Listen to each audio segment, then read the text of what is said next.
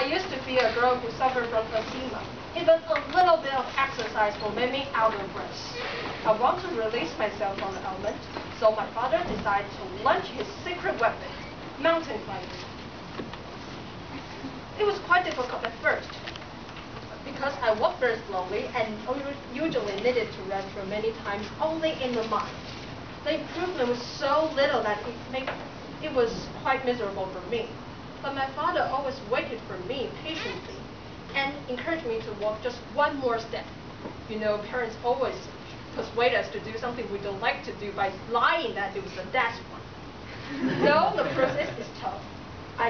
The condition of my breathing system really got better and better with every step I took. Finally, I conquered the chronic and stubborn disease and become as healthy as everybody else. Yeah. Then, here comes the challenge. It was in my 4th grade while I was in elementary school. For some reason, I got a holiday for a whole week. To take good advantage of this opportunity, my father asked me whether I was willing to challenge myself to climb Mountain Jade. Mountain Jade! The highest peak in Eastern Asia! Everybody show some respect, okay? It must seem like a mission impossible for a 10-year-old child. But the sky's the limit. I took the chance without a second thought. The altitude of Mountain Jade is 3,952 meters. The air was faint. The coldness was unbearable. What's more, the altitude sickness was the most terrible nightmare for every hiker. Although there might seem like many obstacles coming on the way, my father, my sister Amber, and I got on the way after everything was well prepared. It was a whole new experience, and I got really excited at first, but only at first. Waking up at 4, I started my journey with half-closed eyes.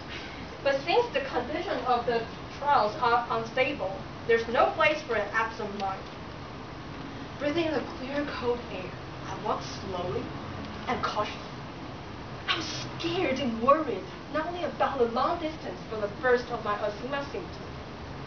Luckily, nothing happened. Step by step, the sullenness of the mountain soothed my misgivings, and I miraculously felt peaceful. Step by step, I let go of all my worries and anxieties and started to enjoy the scenery along the way. Tall trees cover the sky.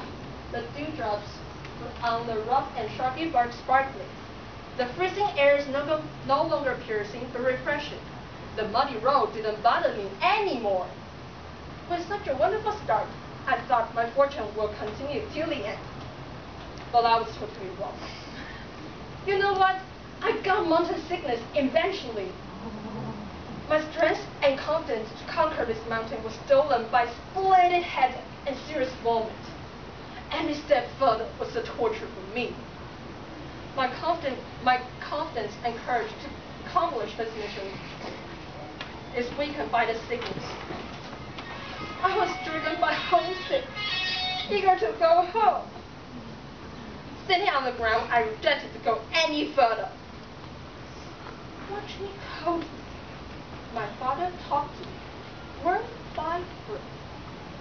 Me slighting.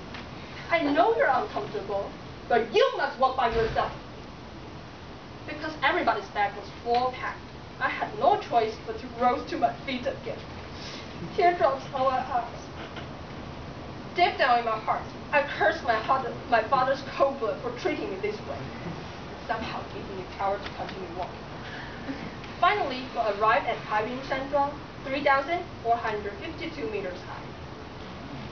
Due to the bad condition of my body, we lost the chance to reach the peak.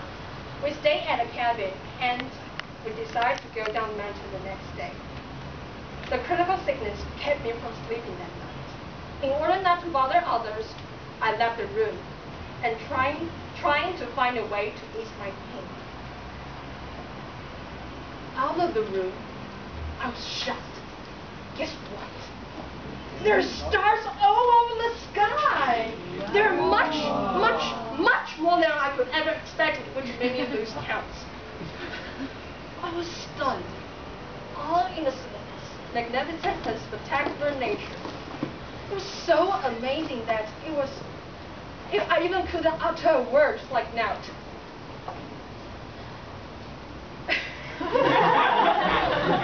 Wow, Under the stunning beauty, I suddenly realized that the reason why my father insisted on my finishing the hike.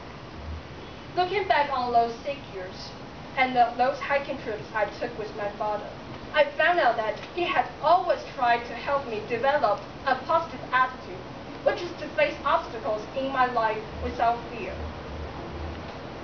He told me that there's nothing impossible as long as I took actions. Certainly, I would need help, but if I did not work hard myself, others won't know how to give out their friendly hands. I thought he wanted me to know that he could simply offer his help, but I would never grow up, and I would never be independent. Although it was a pity losing the chance to witness the sunrise on Mountain J, I learned something in return and became more mature. Now, I'm both strong physically and spiritually. I'm always ready to address any obstacles in my life, and I'll face them without fear and doubt. After all, the sky's the limit, and there's no limit for us. 天意。